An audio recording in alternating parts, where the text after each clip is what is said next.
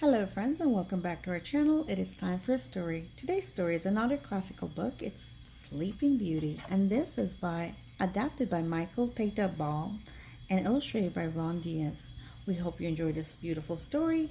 We invite you to like and share this video and hit that bell so you will know when we post new stories. Okay, let's get started. In a far-away land, long ago, King Stefan and his fair queen wished for a child. At last, a daughter was born, and they named her Aurora. To honor the baby princess, the king held a great feast. Nobles and peasants, knights and their ladies, everyone flocked joyfully to the castle. King Stefan welcomed his good friend King Hubert to the feast. King Hubert had brought his young son Philip with him. The kings agreed that someday Philip and Aurora would be married. Among the guests were three good fairies, Flora, Fauna, and Merryweather. Each of these magic beings wished to bless the infant with a gift. Waving her wand, Flora chanted, "My gift shall be the gift of beauty. My gift," said Fauna, "shall be the gift of song." Merryweather's turn was next, but before she could speak, the castle doors flew open. Lightning flashed, thunder rumbled, a tiny flame appeared and grew quickly into the form of an evil witch, Maleficent. Her pet black raven was perched on her shoulder. Maleficent was furious, for she hadn't been invited to the feast. Now she took the revenge.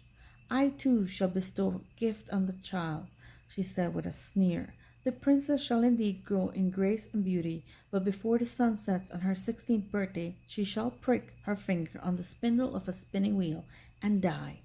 With a cruel laugh, the witch vanished. Everyone in the room was grief stricken.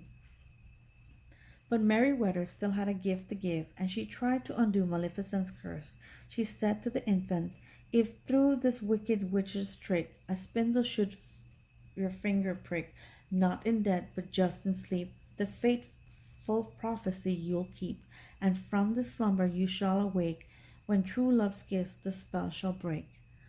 King Stefan ordered that every spinning wheel in the land be burned. But he still feared the evil's fairy curse, so the good fairies hatched a plan. They would take Aurora to live with them deep in the woods far from Maleficent. The king and queen agreed. They watched with heavy hearts as the fairies hurried from the castle, carrying the baby princess. To guard their secret, the fairies disguised themselves as peasant women and changed Aurora's name to Bear Rose. The years passed quickly, and Bear Rose grew into a beautiful young woman. At last, the princess reached her 16th birthday. Planning a surprise, the fairies sent her out to pick berries. Fauna baked a cake for her, while Flora and Merryweather sewed her a new gown. In a mossy glen, Briar Rose danced and sang with her friends, the birds and animals. She told them of her beautiful dream about meeting a tall, handsome stranger and falling in love. A handsome young man came riding by. When he heard Briar Rose singing, he jumped from his horse and hid in the bushes to watch her. Then he reached out to take her hand. Briar Rose was startled. "I didn't mean to frighten you," the young man said, "but don't you remember? We've met before." They had met once upon a dream. Briar Rose felt very happy. She and her admirer gazed into each other's eyes. The young man didn't know she was Princess Aurora, and she didn't know he was Prince Philip, to whom she had been promised in marriage many years before. Back at the cottage, the fairies gave Briar Rose her birthday surprises. Then Briar Rose told them that she had fallen in love. "Oh no!" they cried. They told her the truth at last, that she was a princess betrothed at birth to a prince. Now it was time for her to return home. So poor Aurora was led away, longing for her handsome stranger. Maleficent's raven, perched on the chimney of the cottage, had heard everything. It flew off to warn Maleficent that the princess was finally returning to her rightful home. Maleficent sped to the castle. There, using her evil power, she lured Aurora to a high tower. In the tiny room, a spinning wheel suddenly appeared. "Touch the spindle," hissed Maleficent. "Touch it, I say." The three good fairies rushed to the rescue, but they were too late. Aurora had touched the sharp spindle and instantly fallen into a deep sleep. Maleficent's cruel curse had come true. With a harsh laugh, the evil fairy vanished. The good fairies wept bitterly.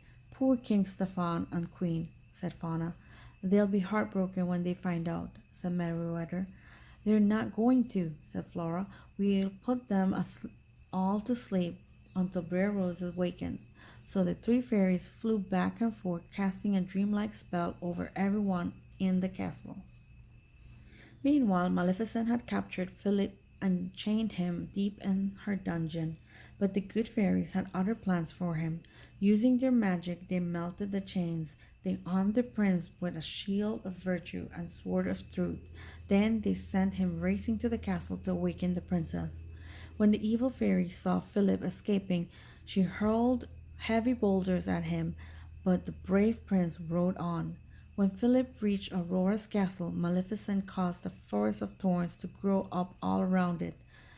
Philip hacked the thorns aside with his powerful sword.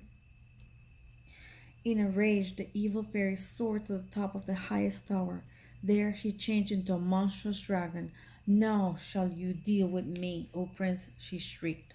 Maleficent breathed huge waves of flame. Philip ducked behind his strong shield. Thunder cracked, flames roared around him. The prince fought bravely. Guided by the good fairies, he flung his sword straight as an arrow. It buried itself deep in the dragon's evil heart, and the beast fell to its death. Maleficent was no more. Philip raced to the tower where his love lay sleeping. Gently he kissed her. Aurora's eyes slowly opened. Now everyone was awake. The king and queen were overjoyed to see their daughter again, and wedding plans were soon made. The good fairies were blissful too. It had all ended just the way it should have. Happily ever after. The end. We hope you enjoyed this short story, and we invite you for another one. So we'll see you until next time. Goodbye.